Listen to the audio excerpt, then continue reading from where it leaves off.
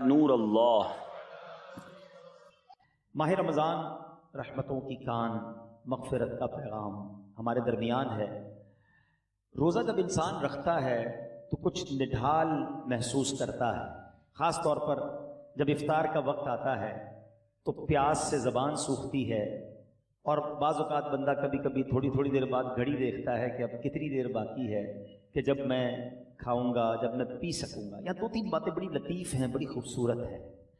پہلی بات تو یہ کہ اس میں جو بندگی ہے نا، جو اللہ سے محبت نظر آتی ہے کہ سامنے پانی موجود ہے، کھانا بھی موجود ہے، مگر میرے رب کا حکم ابھی تک نہیں ہوا ہے، ابھی افطار کا وقت نہیں ہوا ہے۔ اس سے انسان کی اللہ سے محبت چھلکتی ہے کہ بندہ اللہ کو راضی کرنے کے لیے کھانے سے بھی رک گیا، پینے سے بھی رک گیا، اپنی خواہشات سے بھی رک گیا۔ اور روزے کے فضائل کتنے ہیں، یہ اتنا زبردست نیکی کا کام ہے۔ یہ پورا جسم سمجھ لے عبادت کر رہا ہے، آپ کی پوری باڈی جو ہے نا وہ اس وقت عبادت میں مصروف ہے، کیونکہ باڈی کی جو نیڈ پوری ہوتی ہے وہ پانی سے ہوتی ہے، کھانے سے ہوتی ہے، اس سے آپ رکے ہوئے ہیں۔ تو گویا انسان کا پورا جسم اللہ کی عبادت میں مصروف ہے۔ بدقسمتی سے کئی لوگ ایسے اب سنتے ہیں کہ روزہ رکھنے میں سستی کرتے ہیں، تو وہ بھی سستی نہ کریں کہ روزے کے بارے میں سنیے کہ کیسے کیسے فضائل احادیث میں آئے۔ نبی پاک علیہ الصلوۃ والسلام فرماتے کہ بے شک جنت میں ایک دروازہ ہے جس کو ریان کہا جاتا ہے، اس سے قیامت کے دن صرف روزہ دار داخل ہوں گے اور کوئی داخل نہیں ہوگا۔ اسپیشل ڈور ہوگا جنت کا۔ آپ دیکھتے ہیں کبھی کبھی ایئرپورٹ پر جاتے ہیں یا کسی جگہ جاتے ہیں، ایک وی آئی پی گیٹ ہوتا ہے، اور اس وی آئی پی گیٹ سے لوگ داخل ہوتے ہیں جو وی آئی پیز ہوتے ہیں۔ تو اے روزہ داروں، تمہیں مبارک ہو کہ جنت میں وہ دروازہ ہوگا جس کو باب الریان کہا جاتا ہے، اور اس سے روزہ دار جنت میں داخل ہوں گے۔ اور قیامت کے دن ایک اناؤنسمنٹ ہوگا، کہا جائے گا روزے دار کہاں ہیں؟ وہ لوگ کھڑے ہوں گے، ان کے علاوہ کوئی اس دروازے سے داخل نہ ہوگا۔ جب یہ داخل ہو جائیں گے نا تو جنت کا وہ ڈور، وہ دروازہ بند کر دیا جائے گا۔ اس دن ان لوگوں کو کتنی افسوس ہوگا، کتنی حسرت ہوگی جو رمضان کے روزے نہیں رکھتے ہوں گے۔ بلکہ ہمیں تو یہ چاہیے کہ صرف رمضان کے روزے نہیں، ہم اس کے بعد بھی نفلی روزوں کی بھی کوشش کیا کریں۔ ہر پیر کو روزہ رکھنا سنت ہے۔ اچھا، ایک اور فائدہ دیکھیں، جو پورا سال کچھ نہ کچھ نفلی روزے رکھتا ہے نا، اس کو رمضان کے روزوں میں اتنی پرابلم نہیں ہوتی، کیونکہ وہ عادی ہوتا ہے۔ Suddenly all of the sudden پورا سال گزرنے کے بعد جو اچانک روزے رکھنا شروع کرتے ہیں، ان کو زیادہ بعض اوقات روزہ جو ہے وہ فیل ہوتا ہے۔ بہرحال نبی پاک علیہ الصلوۃ والسلام کا ایک اور فرمان سنیں، اے روزہ داروں تمہیں مبارک ہو۔ میرے آقا فرماتے جس نے رمضان کا روزہ رکھا اور اس کی حدود کو پہچانا اور جس چیز سے بچنا چاہیے اس سے بچا، تو جو کچھ گناہ پہلے کر چکا ہے اس کا کفارہ ہو گیا۔ یعنی روزہ پچھلے گناہوں کا کفارہ ہے۔ روزے کی ایک اور شاندار فضیلت، نبی پاک فرماتے جس نے ایک دن کا روزہ رکھا، اللہ عز و جل کی رضا حاصل کرنے کے لیے اللہ عز و جل اسے جہنم سے اتنا دور کر دے گا جتنا ایک کوا جو بچپن سے اڑنا شروع کرے یہاں تک کہ بوڑھا ہو کر مر جائے۔ اچھا، کوے کی عمر بتائی جاتی ہے کہ 500 سال ہوتی ہے۔ 500 سال تک پرندہ اڑے گا تو کتنا دور ہوگا؟ اللہ ایک روزہ رکھنے والے کو جہنم سے اتنا دور کر دے گا۔ مبارک ہو ان کو جو پورا مہینہ روزہ رکھتے ہیں اور ماشاءاللہ نفلی روزے بھی رکھتے ہیں۔ ایک اور خوبصورت بات، میرے آقا علیہ الصلوۃ والسلام فرماتے ہیں ہر شے کے لیے زکوٰۃ ہے، اور جسم کی زکوٰۃ روزہ ہے، اور روزہ آدھا صبر ہے۔ اللہ اکبر! یعنی آپ کی باڈی کی زکوٰۃ ادا ہو رہی ہے کہ جب آپ رمضان میں روزے رکھ رہے ہیں۔ ماشاءاللہ، تو ہمیں روزے کی پابندی کرنی چاہیے۔ ایک اور حدیث سن لے، پھر میں انشاءاللہ روزے کے کچھ احکام بیان کرتا ہوں، اور یہ بڑی کمال کی حدیث ہے۔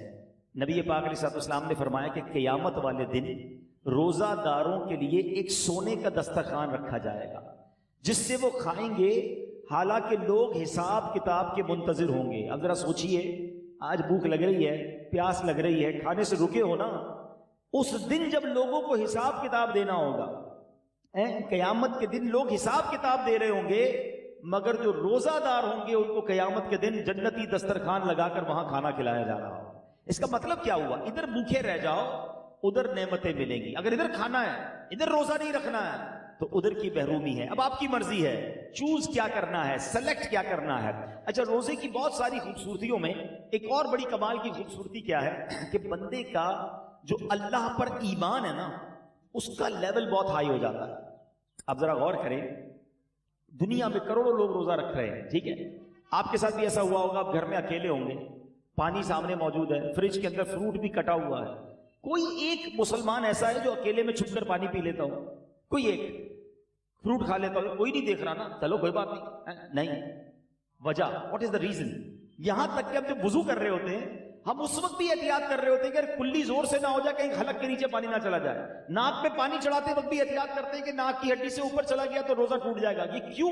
حالانکہ وضو خانے پہ کسی کو بھی نہیں پتا چلے گا میں 1-2 چلو پانی پی لوں، لیکن ہم سب کا خیال کیا ہے؟ اللہ دیکھ رہا. یہی ہے نا دل میں کہ کوئی نہیں دیکھ رہا مگر رب دیکھ رہا ہے.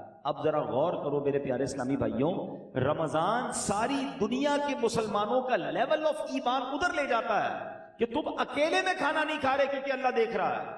تو اب سوال یہ ہے کہ جب اللہ رمضان میں دیکھ رہا ہے تو کیا رمضان کے بعد نہیں دیکھ رہا؟ حلال کھانے سے رک گئے کیونکہ افطار کا وقت نہیں ہوا، مگر بندہ پھر حرام دیکھنے سے کیوں نہیں رکتا کہ اللہ دیکھ رہا ہے؟ اکیلے میں گناہ کرتے وقت یہ خیال کیوں نہیں آتا کہ رب دیکھ رہا ہے؟ ایکچولی رمضان ہماری پوری پریکٹس کروا رہا ہے کہ دیکھو جب پورے رمضان تم یہ خیال دل میں بٹھائے رکھتے ہو کہ اکیلے میں کھانا نہیں ہے، پینا نہیں ہے، رب دیکھ رہا ہے، تو پھر رمضان میں بھی اور رمضان کے بعد بھی حرام کماتے وقت بھی سوچو نا اللہ دیکھ رہا ہے، حرام بولتے وقت بھی سوچو اللہ دیکھ رہا ہے، حرام سنتے وقت بھی سوچو اللہ دیکھ رہا ہے. تو انشاءاللہ اگر یہ پریکٹس بن گئی کہ اللہ دیکھ رہا ہے تو پھر گناہ کرنے کی عادت چھپ سکتی ہے. اللہ مجھے بھی اور آپ کو بھی یہ خیال ایسا عطا کر دے کہ جب بھی برائی کی طرف جانے کو جی چاہے دل سے صدا آئے کہ اللہ دیکھ رہا ہے. بالکل اسی طرح میرے پیارے اسلامی بھائیوں، رمضان میں جو ہم روزہ رکھتے ہیں اور چیزوں کی جزا بیان ہوئی ہے کہ بھائی اس کے بدلے جنت کا گھر ملے گا، جنت کے درخت ملیں گے، جنتی کھانے ملیں گے. اب آؤ روزے کی ایک اور فضیلت سنو. میرا کوئی بھائی، میری کوئی بہن اور روزہ کبھی قضا نہ کرے. روزہ قضا کرنے کا خیال بھی آئے تو دل میں یہ نہ لائے. لوگ کہتے ہیں یار کام کاج بہت ہوتا ہے، نوکری مجھے کرنی ہوتی ہے. دیکھو کام کم کر دینا، کاروبار کم کر دینا، تھوڑے پیسے کم کما لینا، مگر روزہ مت چھوڑنا. کیونکہ اب جو میں فضیلت بتانے جا رہا ہوں نا، میں نے اب تک کسی اور عمل کی یہ فضیلت نہیں پڑھی ہے. کیونکہ نبی پاک علیہ الصلوۃ والسلام فرماتے ہیں کہ اللہ فرماتا ہے، یعنی یہ حدیث قدسی بھی ہے، اللہ فرماتا ہے فَإِنَّهُ لِي وَأَنَا أَجْزِي بِهِ. اللہ فرماتا ہے روزہ میرے لیے ہے اور اس کی جزا میں خود دوں گا. باقی چیزوں کی جزا رب فرشتوں کے ذریعے عطا فرماتا ہے، مگر روزہ دار کے لیے رب نے فرمایا اس کی جزا میں خود عطا فرماؤں گا. بلکہ علماء اس کو ایک اور انداز سے بھی پڑھتے ہیں، انا اجزا بہی. اس کے معنی یہ ہو گئے کہ روزہ میرے لیے ہے اور اس کی جزا میں خود ہوں. یعنی رب فرما رہا میں اس کا ہو جاتا ہوں. تو اے روزہ دارو، جس کا رب ہو جائے تو اس کے کام کیوں نہ بن جائیں، اس کی مشکلیں آسان کیوں نہ ہو جائیں. اور ایک اور میں شریعت کی لاجک بتا دیتا ہوں. بہت سارے کاموں میں نوجوان کہتے ہیں کہ جناب ادھر جو ہے بہت دل چاہتا ہے کہ بڑے بڑے میرے گھر ہوں، بڑی بڑی گاڑیاں ہوں، چاہے اس کے لیے حرام کمانا پڑے.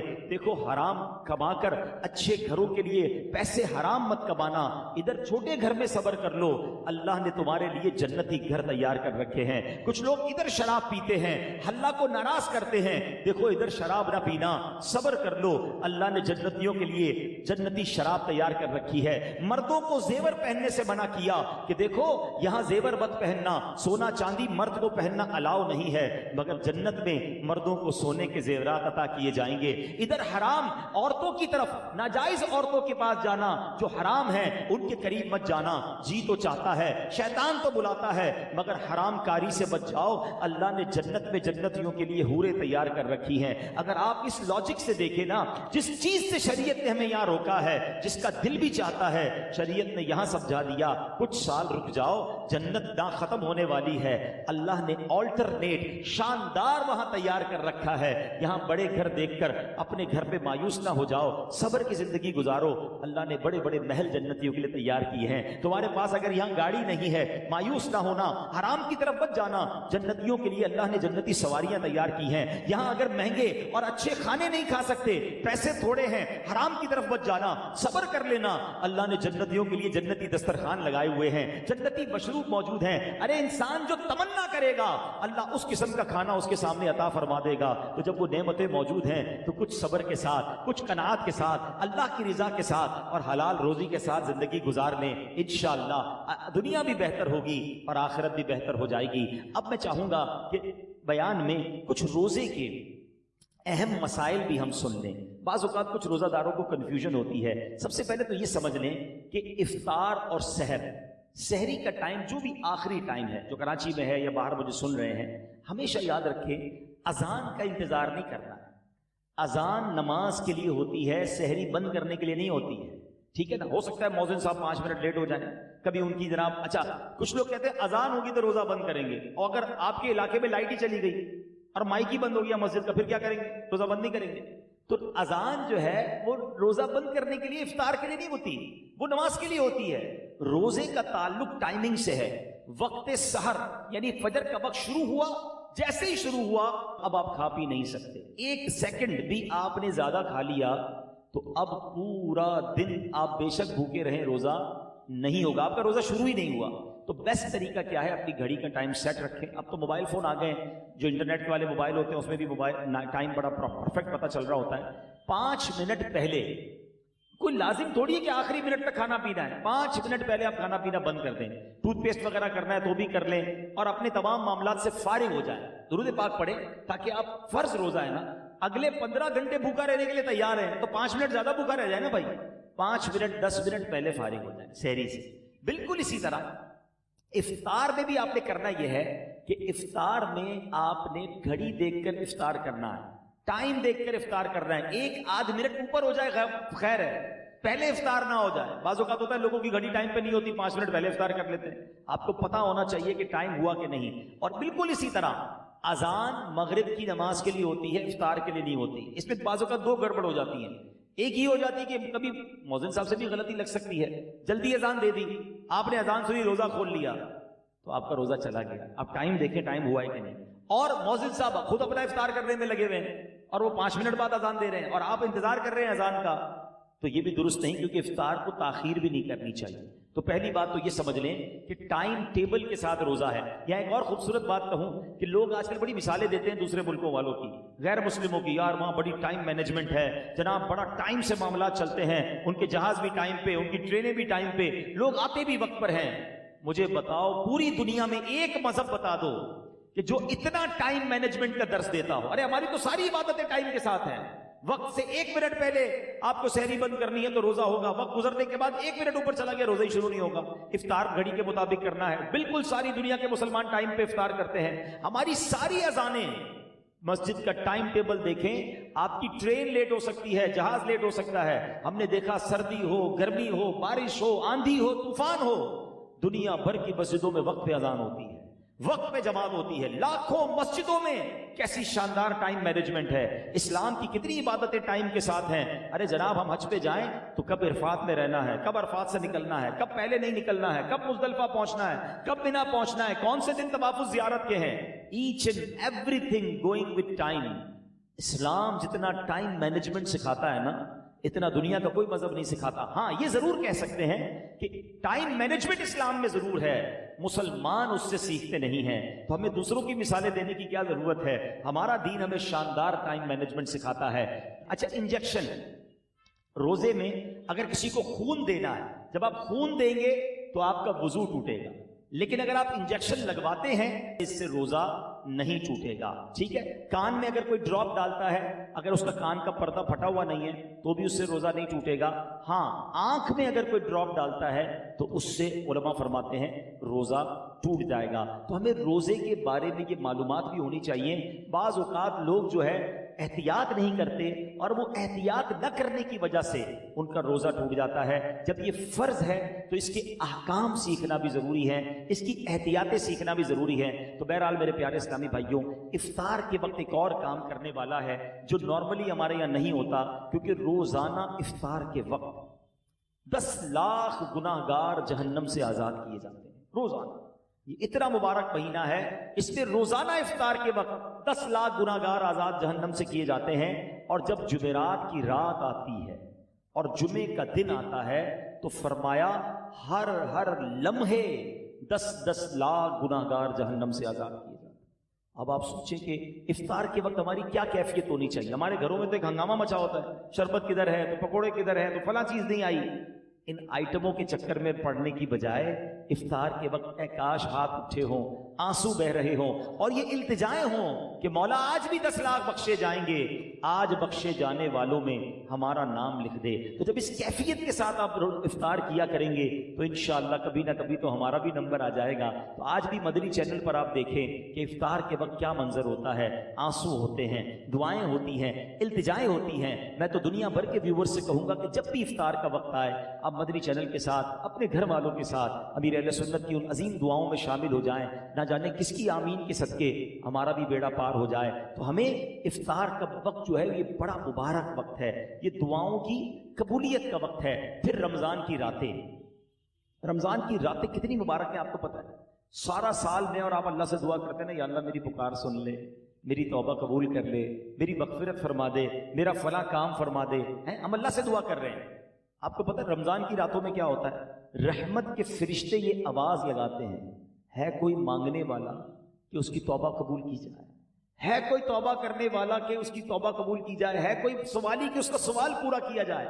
یعنی رمضان میں ادھر سے آفر ہے کہ مانگ لو میں دے رہا ہوں، مغفرت چاہیے تو میں مغفرت دے رہا ہوں، توبہ کرنی تو میں توبہ قبول کر رہا ہوں۔ مگر آپ دیکھیں کہ آج ہماری راتیں کہاں خرچ ہو رہی ہیں۔ بہت بڑی تعداد میں لوگ کھانے پینے، گھومنے پھرنے، کرکٹ میچز، پتہ نہیں کیا کیا کر رہے ہیں رمضان میں۔ ارے اللہ کے بندو، یہ راتیں عبادت کی ہیں، یہ راتیں دعائیں کی ہیں، یہ مانگنے کی ساری زندگی پڑی ہے کھانے پینے کی۔ تو خدارا رمضان کی راتوں کو ضائع نہ کریں۔ اور اب میں آخری بات اپنے بیان کی کر لوں، جو میں سمجھتا ہوں میرے بیان کی سب سے اہم بات ہے۔ وہ کیا ہے؟ یہ اب تک تو میں نے رمضان میں عبادت نیکیاں کرنے کے بارے میں بات کی نا، یہ تو چلے تھوڑی بہت لوگ کر ہی رہے ہیں یا کرتے ہیں، مگر رمضان میں گناہ نہیں کرنا ہے، اس کی طرف توجہ کم لوگوں کی ہے۔ کیوں؟ دیکھیے رمضان میں گناہ کی پکڑ بھی زیادہ ہے، رمضان میں گناہ کا عذاب بھی زیادہ ہے، مار بھی زیادہ پڑے گی۔ کیوں؟ بھائی مسجد کے باہر کوئی گناہ کرے گناہ ہے، لیکن کوئی مسجد کے اندر آ کر گناہ کرے تو بڑا شدید گناہ ہے۔ کوئی اللہ کا گھر میں جا کر گناہ کرے گا تو اللہ کی غضب کو دعوت دے گا نا۔ مکہ شریف میں جا کر کوئی ایک نیکی کرے، حدود حرم میں تو ایک نیکی 1,00,000 نیکی کے برابر، مگر وہاں کوئی گناہ کرے تو 1,00,000 گناہ کے برابر۔ اس کی وجہ کیا ہے؟ اتنے مقدس جگہ پر آئے ہو جہاں ساری دنیا عبادت کر رہے، تم ادھر بھی گناہ کر رہے ہو۔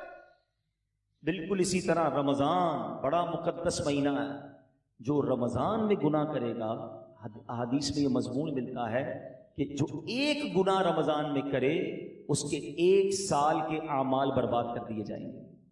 ہمارے ہاتھ میں موبائل ہوتا ہے، موبائل کھولا پتہ نہیں کیا دیکھ رہے ہیں، کیا سن رہے ہیں۔ خدارا اپنی زبان پر، اپنی آنکھوں پر، اپنے کانوں پر ہمیں قابو رکھنا ہے۔ یہ صرف کھانے پینے سے رکنے کا نام روزہ نہیں ہے۔ آنکھوں کا روزہ یہ بندہ حرام نہ دیکھے، زبان کا روزہ یہ بندہ حرام نہ بولے، پیٹ کا روزہ یہ بندہ حرام نہ کھائے۔ ادھر جناب بھوکے پیاسے تو ہیں، باقی سارے گناہ ہو رہے ہیں۔ احادیث میں یہ مضمون بھی ملتا ہے کہ وہ شخص جو بھوکا پیاسا رہے مگر گناہوں سے نہ بچے، ایسے بندے کے بھوکا پیاسا رہنے کی اللہ کو کوئی ضرورت نہیں ہے۔ تو کچھ لوگ رمضان میں فلمیں دیکھتے ہیں، ڈرامے دیکھتے ہیں، ٹائم پاس کر رہا ہوں یار، موبائل پہ گیمیں کھیل رہے ہیں۔ فضول کام نہ کریں نا، یہ پتہ نہیں اگلا رمضان ہمیں ملے نہ ملے۔ تلاوت کریں، ذکر و اذکار کریں، عبادت کریں، اور اس رمضان میں میں نے اور آپ نے مغفرت حاصل کرنی ہے، یہ بات یاد رکھیے گا۔ میرے آقا علیہ الصلوۃ والسلام نے جبریل امین کی ایک دعا پر آمین ارشاد فرمائی۔ صحابہ نے پوچھا حضور آپ نے کون سی دعا پر آمین فرمائی؟ تو نبی پاک نے فرمایا کہ مجھے جبریل امین نے یہ دعا کی کہ اے اللہ، جو رمضان کو پائے اور اپنی مغفرت نہ کروا سکے وہ ہلاک و برباد ہو جائے۔ اب ذرا سوچیں میرے پیارے اسلام بھائی، دعا کون کر رہا ہے؟ فرشتوں کا سردار، اور آمین کون کہہ رہے ہیں؟ نبیوں کے سردار۔ تو دعا تو قبول ہی قبول ہے نا۔ اب رمضان میں جس کی مغفرت نہ ہوئی نا، وہ برباد ہو جائے تو روتے رہیے، التجائیں کرتے رہیے، اللہ سے معافی مانگتے رہیے، تلاوت کرتے رہیے۔ پتہ نہیں اگلی بار رمضان نصیب ہو کہ نہ ہو۔ جن کو اللہ نے نوازا ہے غریبوں کی مدد کیجیے، سحر و افطار میں خرچ کیجیے۔